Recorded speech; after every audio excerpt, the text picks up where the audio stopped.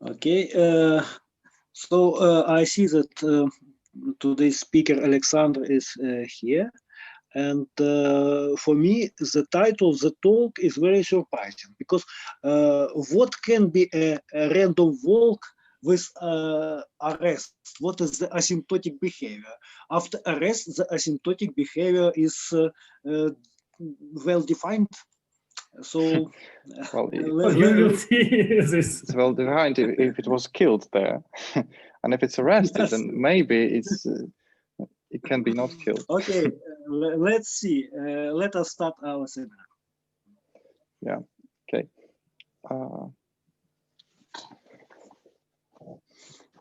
So here it is.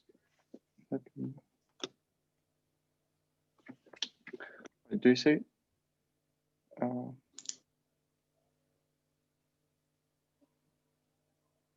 Yeah. Is it properly? Yeah. Oh, now it is much better.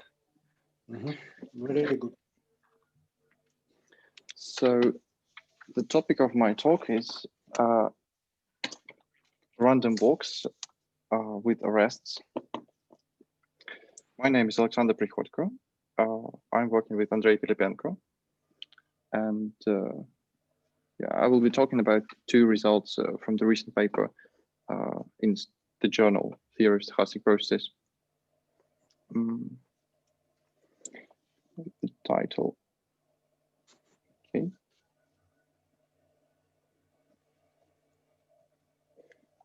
The limit behavior.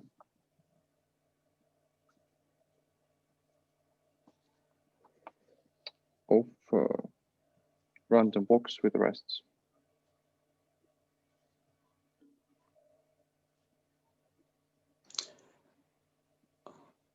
Maybe it will be better if you will use bigger letters, yeah, at least for formulas. All right. Okay. So the framework is basically random walks. I will be looking at some perturbation of the usual random walk Sn and xi. Is it all right? I mean the size, the letters. Yes. Okay. And I will have them perturbed. Like I will construct a new random walk out of these ones, and it will be like a bit stopped at 0. So what I actually mean is, so let's have an example. So for example, this is S, yeah, T, and this is S tilde.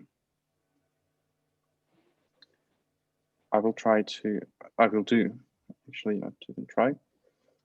When this random walk comes to 0, I will stop it for a random amount of time.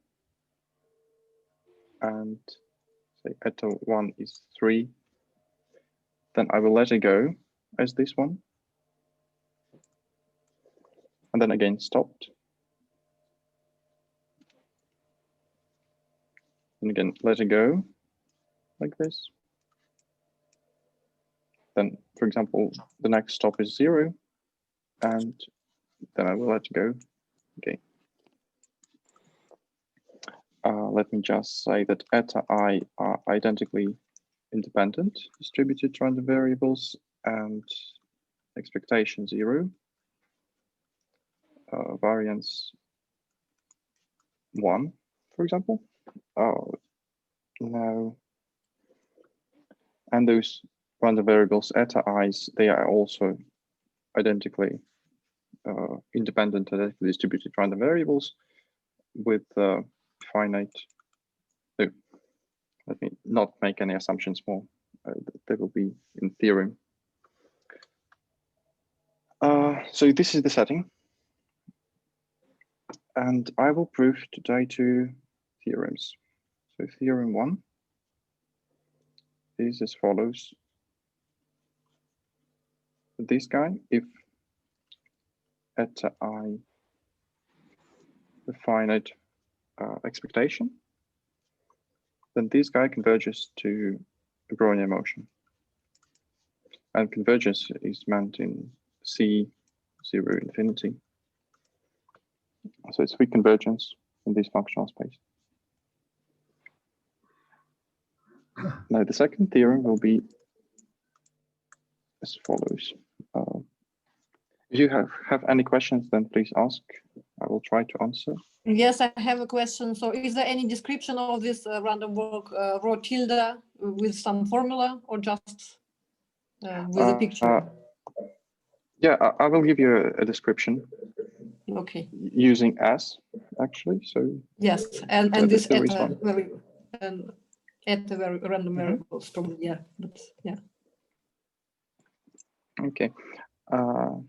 So now let eta in be geometrically distributed with parameter rho divided by n power of gamma. Gamma is greater than 0, and rho is some real number, positive. Then in a triangular array like setting, we can have 3 different types of convergence. I mean, not types of convergence, but different limit behaviors. It would be if gamma is 1/2, it's a sticky Brownian motion. If it is more than 1/2, then it's 0. If it's less than 1/2 and greater than 0, then it's usual Brownian motion. Yeah, so, and sticky Brownian motion is a Brownian motion in another time. And this alpha rho is specified like this. So it's x plus L of x minus 1 of t, and L of x is local time.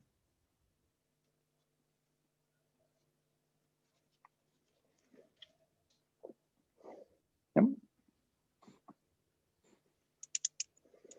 Okay.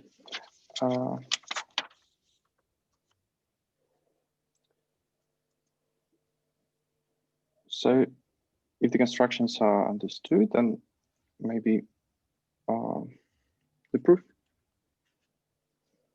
theorem 1. So yeah, as Jana asked, and this is the time for me to say it, I will have another random, I now introduce a function alpha, and I want to have something like this. So n of s tilde of n is s of alpha minus 1 of n. And this function alpha of n is n plus the sum of eta i's. And this guy is to 0 of n is the number of visits to 0 before the time n. Number k is equal to n, then s of t is at 0. And yeah, I forgot to mention that xi i's were in Z, so they're whole numbers. Yeah.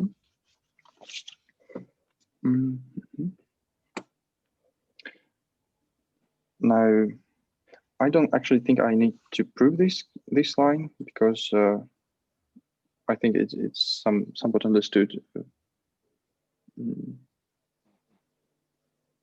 But I will rather try to draw these functions. So alpha of n is like n, and then it has a jump. At the time of a jump of s, so for example, this was the jump of s, then it has a jump of a height eta 1, then it grows again, and then once again a jump at the second time of jump. and so on. And Do you mean jump when Sn equals 0? Yes. yes, yes. Mm. Now, then this was an alpha. Alpha minus 1 of n is the generalized inverse of alpha. And I actually would like to see this all things in continuous time. So not a big problem.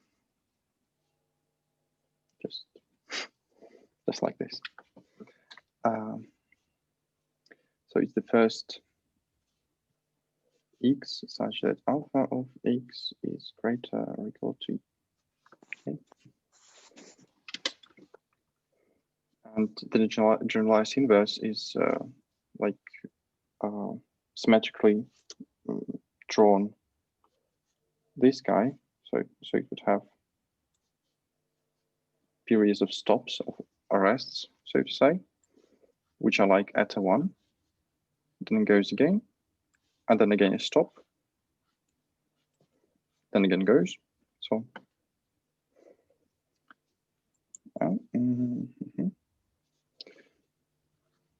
So what I would like to do is to look at this sequence, and with this star, I can now say that it is alpha minus 1 of nt divided by the square root of n.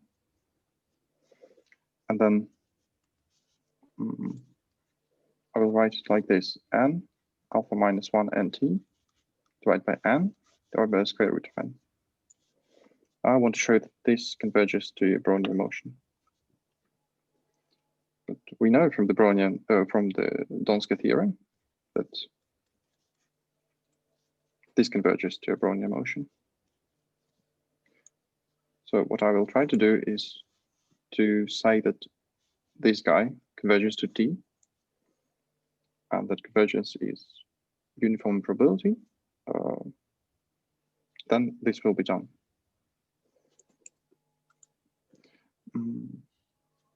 Okay, so divided by n minus t. Yeah. And supremum over t less than t capital.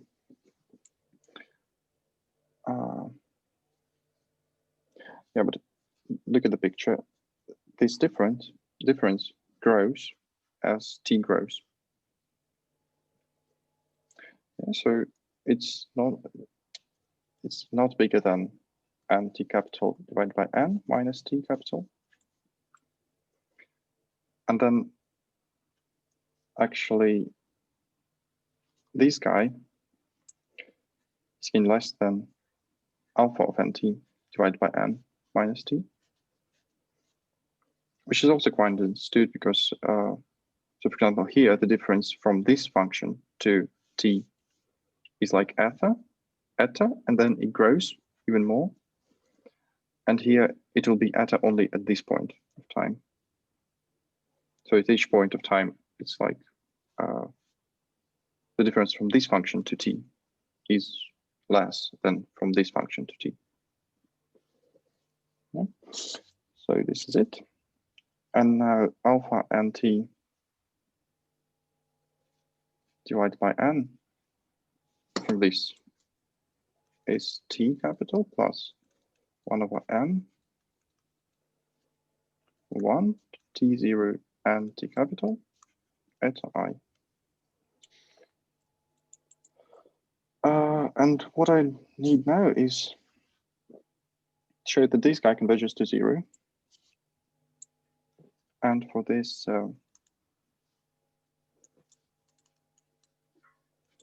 write it like this: and t1, t and t, the sum, tau 0 and t eta I. Now this converges to the expectation of eta.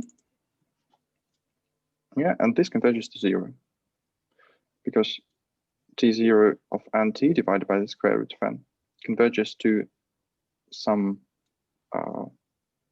random variable. Yeah. So if this is understood, then I will go. Okay. So divided by square root of n, it converges to some random variable. Then divided by n, it converges to 0. And then, for example, Slutsky theorem or whatever, this converges weakly, so in probability. So this guy converges in probability to 0. This is t minus t, this converges to 0. So this converges uniformly in probability to 0. Oh, to t. Okay. Now, the technical thing here is to use Skor-Hall theorem now and say that S and t divided by the square root of n, comma alpha minus 1. This converges together to a Brownian motion and t. And because the second element of this pair is non-random, then then this holds. Because before that we had that this converges to this and this converges to this, and now we have that the pair converges. So we can use Skor-Hall theorem to construct a new probability space, and on that space the convergence will be almost sure, and in supremum norm, so it wouldn't be a surprise that this function, for example, xn, and this function hn, we have xn of hn of t, that it converges to w of t. Yeah. Excuse me, maybe you need that s from nt divided by square root of n converge to Brownian motion on some interval which is larger than or than the interval in which you consider the convergence, or you consider convergence on 0 plus infinity. What is well, the interval of t? I see what you ask about. Yeah, I'm considering convergence on 0 infinity, and so for each like t, there should be convergence on this subinterval. Okay. Okay. Yeah, so that's it. This is the first theorem. Theorem 2.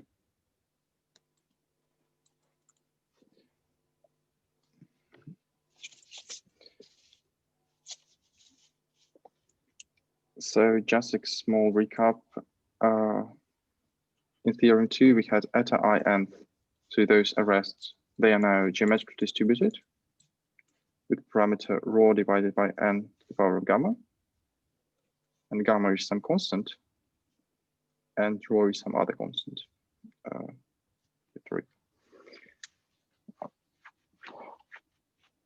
So you can actually see that this random walk now as eta is can be associated with some Markov process that has like geometric stops here. So we use a coin and decide whether we go further in 0 or somewhere else with probability like this. Yeah. Okay.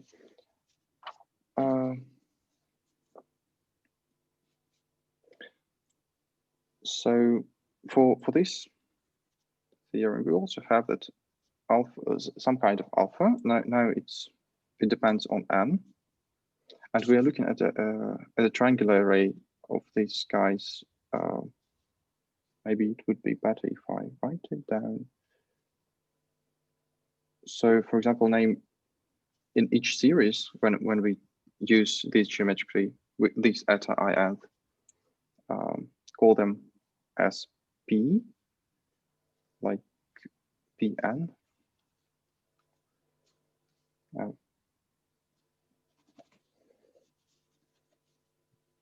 As Pn, and Pn is rho divided by n gamma. It's just notation. And we have something like this. P1t. Yes? Okay. P2, 1t, SP2, 2t, divided by 2, and so on. So this kind of triangular array. And if we look at the last element at every line and look where they converge. Right. So this time alpha depends on n. It's again t plus the sum of from 1 to tau 0 and t. No, tau 0 t. Eta I nth. And just remind that Do you divide this sum by a called square root of n or by n? no. What was the question? Sorry. And tau 0, does it depend on mt or on t? Yeah, this was what I wanted to say. Tau 0 depends only on t, because it's the number of visits to 0 of s. So it's very good for us. And now we have again that s tilde of nt divided by the square root of n is s of n alpha n nt divided by n, and here is the generalized inverse, and here square root of n. Yeah. So let's look at the convergence of this guy once again. Alpha n nt divided by n without the inverse. It's t plus 1 over n, the sum t0 t eta I nth. And now I need a cool theorem due to Borodin. It's 81 or 82, because 81 in Russian, 82 in English. And it states that if we look at this pair, t0 and t, right, by square root of n, and put together converge to Brownian motion, and corresponding to it local time. So excuse me, I don't understand, because initially dependence in alpha is only or this tau 0 from nt. Yes, the second coordinate is tau 0 from nt divided by square root of n. Yes. yes. Okay, I see. Because initially it looks like alpha. So sorry. Tau 0. Yeah. Right. So from this theorem, we see that tau 0 of nt behaves something like square root of n multiplied by lt.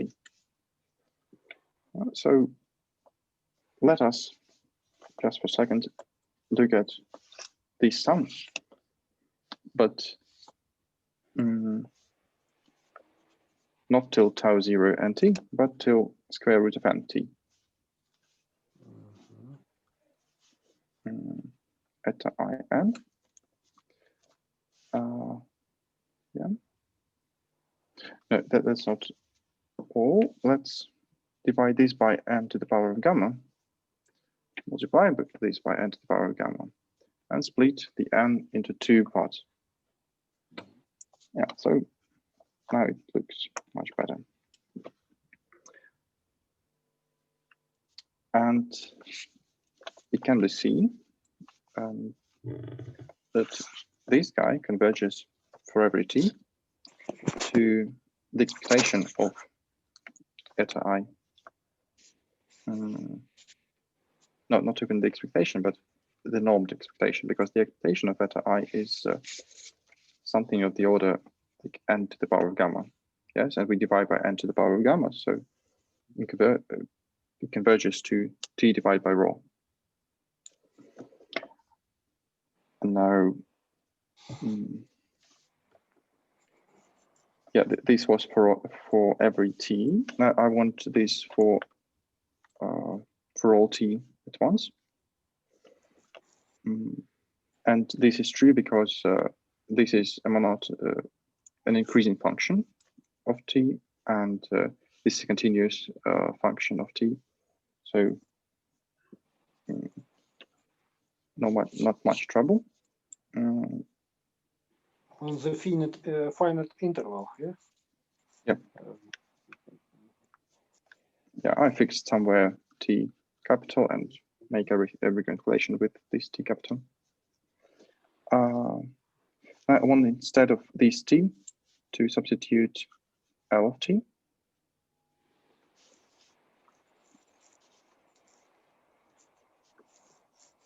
And this is still true. L of t divided by rho.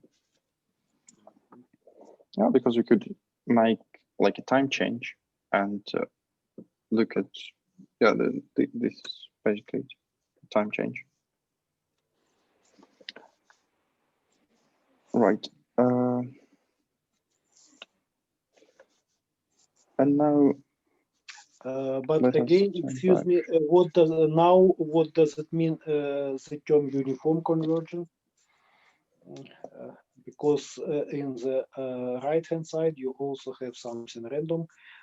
Can you please to tell us much more precisely what do you mean by this uniform convergence? Yeah, sure. Oh, sorry. I mean like this, 0. And how do you get this relation from the previous? Okay. So let's look at this one. And t eta I and divided by n to the power of gamma minus lt, then lt here, then divided by rho, then supremum over t less or equal to t. Now I want to change, so I want to fix some set of huge probability, and I want it to be like t of t is less than t prime. L of t is what? It would be better not to write omega, but omega sub t prime. Okay. Because omega is omega fp. And yeah, what so now I choose this. Yeah, sorry. And this is LT is less than what? T prime. So let's choose t prime such that this set has a huge probability. Yeah. Okay. Then we can say that this is not more than the sum, the supremum t less or equal to t prime, 1 over square root of n sum t to in minus t divided by rho. Yeah, so I've taken another t here, and it converges to 0 in probability from our previous part right here. Yeah.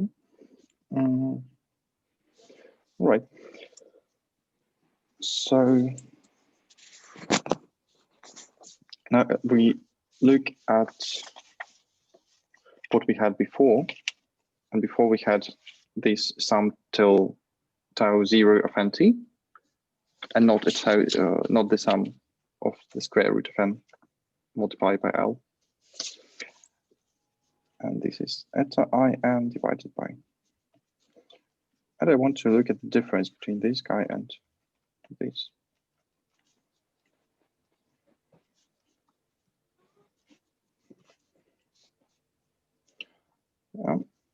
All right.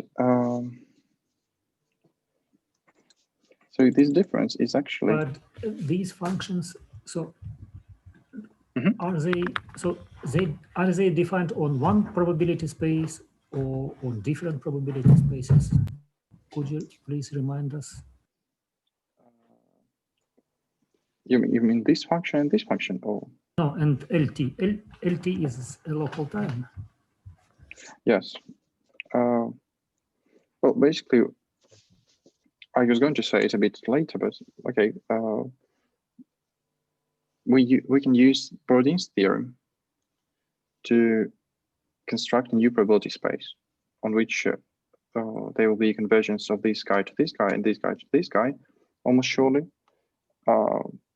in S0 infinity. So, and they will be on the same probability space too. So you mean that we apply this result on weak convergence and apply Skorokhod theorem on a joint probability space where for some copies we have this convergence, almost sure convergence. Yeah. Yeah, so we construct these copies, and now we will use these copies, and we could have used them all alone, and yeah, everything will be the same till up here, and yeah, okay. So what I want to notice now is that this difference is distributed as this. So I want eta in.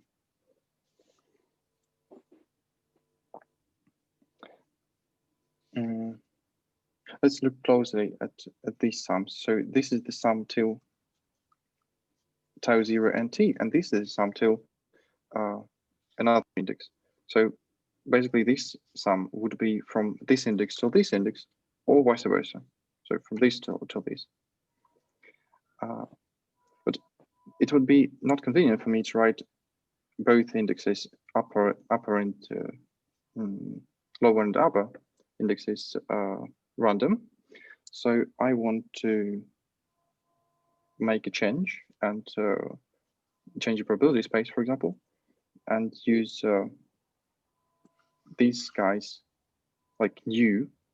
So I want to update these guys and start from 0, but now sum till this. Okay, I can use supremum here. T. Yeah. And now nt minus square root of n lt. And t is less than t capital. Yeah, now this supremum is less, or we can make it less. We can rewrite it as the square root of n multiplied by supremum, and then this. tau 0 and t divided by the square root of n minus L of t. And because you constructed due to Borodin's theorem random variables that converge almost surely, we can choose a set of a huge probability game on which this supremum would be less than some constant epsilon. Yeah, some arbitrary epsilon. So then this would be less than square root of n epsilon in divided by n eta n to the power gamma. And now I would like to recall you that this converges to epsilon divided by rho because of this result. Yeah? So we have epsilon here instead of t. And now epsilon was arbitrary, so we can finally get this. Boom. Okay, so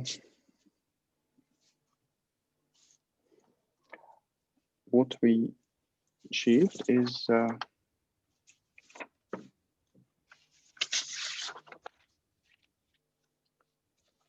that alpha n and t divided by n converges, or let's say equivalent to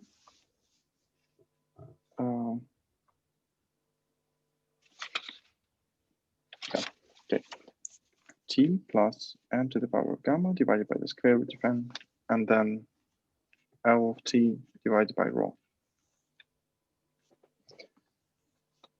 And now you see that gamma rules the game, so to say. If it's 1/2, then this is something non-trivial. T plus L of t divided by rho.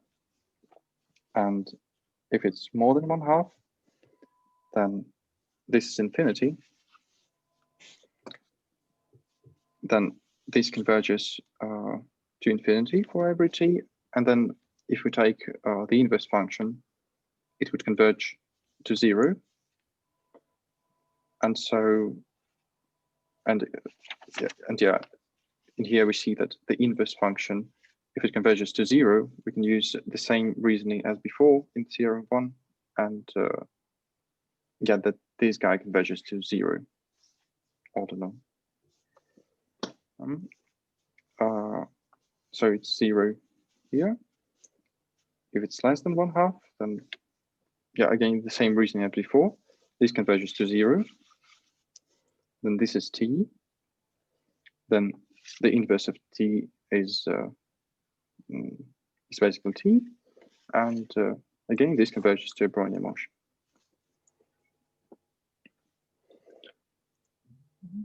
Yeah, so that's maybe it.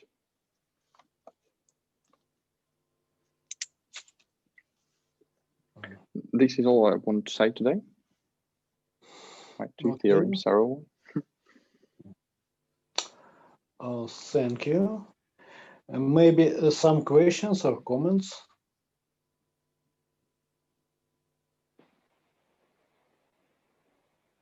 Andrei, maybe you want to say something?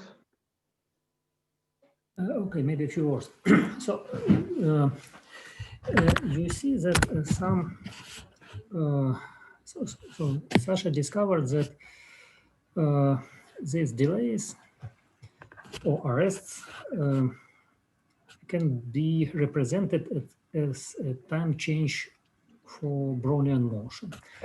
And it's clear what will the result be if these arrests have some, if the tails of these arrests are regularly varying functions, and we use some other normalization for time. It would be interesting to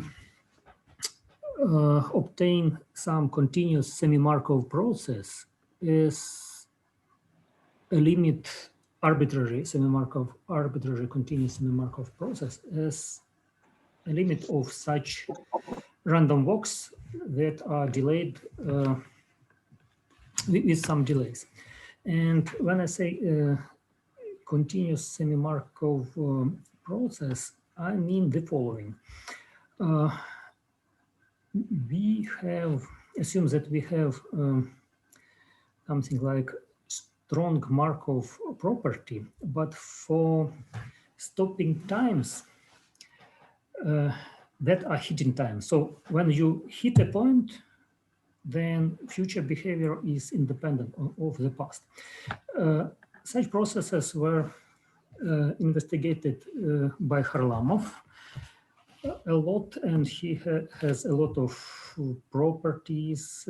He has some analogous of speed measure and a scale function for such processes, but he also has to discuss some delays, but he doesn't do this in terms of local times. And I think that his processes, such continuous semi-Markov processes, can be obtained as a Brownian motion or as diffusions with some maybe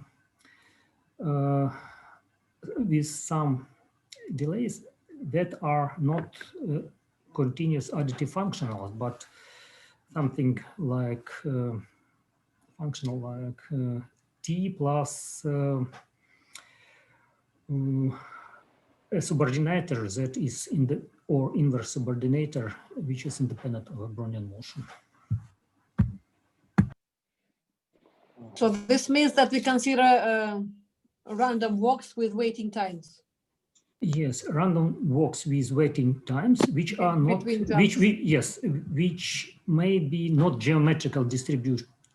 Yes, yes. And in a limit, you may get not Markov process. Yes, but, yes. And maybe some processes that are related to equations with fractional derivatives, for example.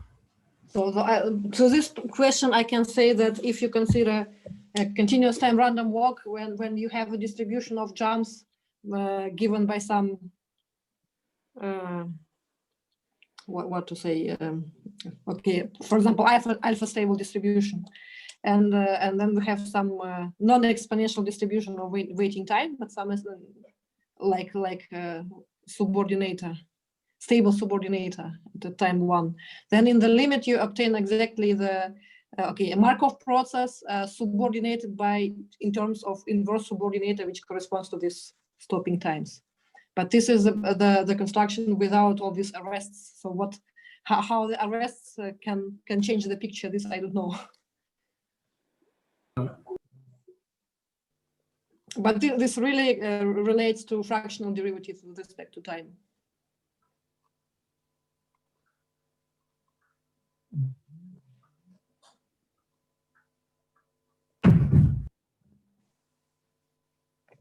Okay, so Yana, am I understanding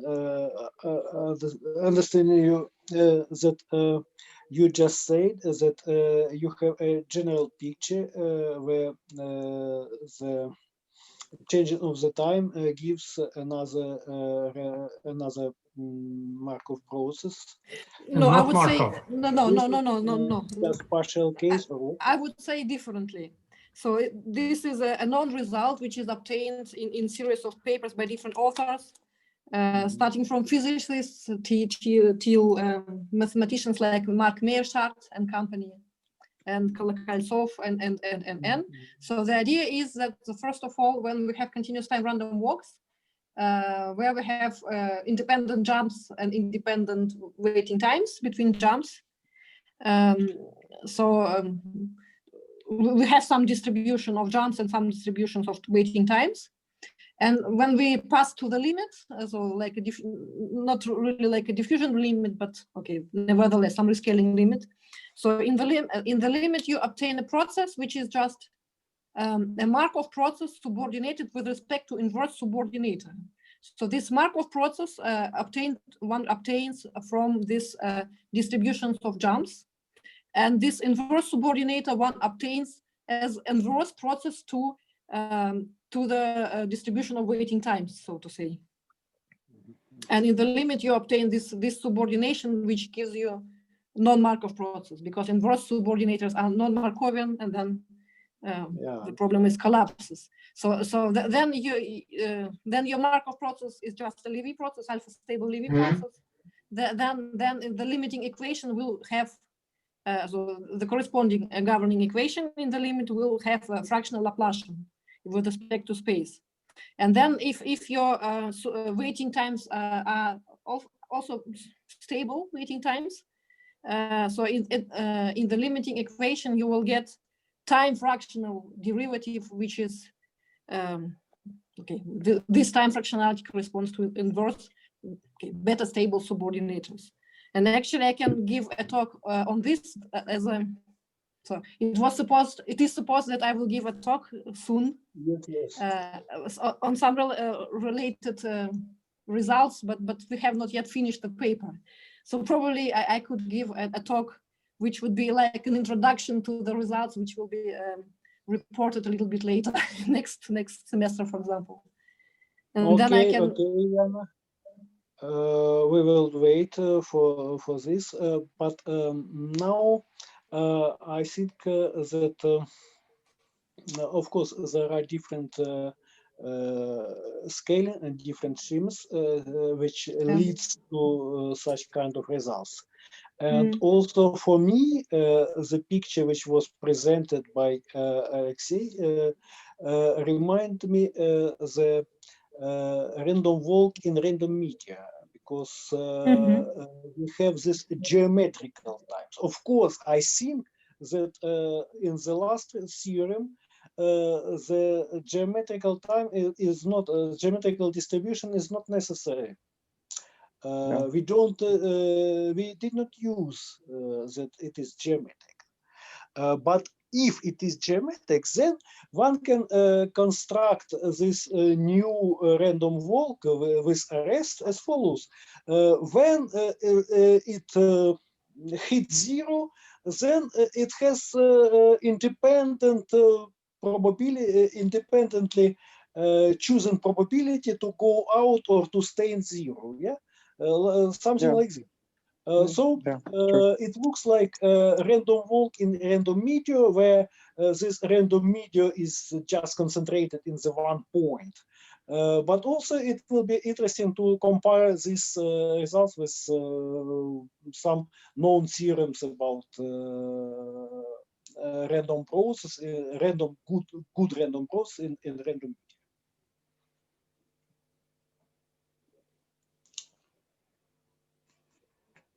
Okay. Probably it may be done with different probabilities. Yes, or maybe probabilities that depends on a space or even on number of heating times. Yes, and it will be interesting. And finally, if we have only finite number of points where we have this plane, then we will get some like Brownian motion, which is like time change will comes from only visiting by Brownian motion some several points or something, and then we again can use results of Borodin related to boundary value problems, where we use delta function related to local times in several points. So it is interesting to look at this problem with such point of view.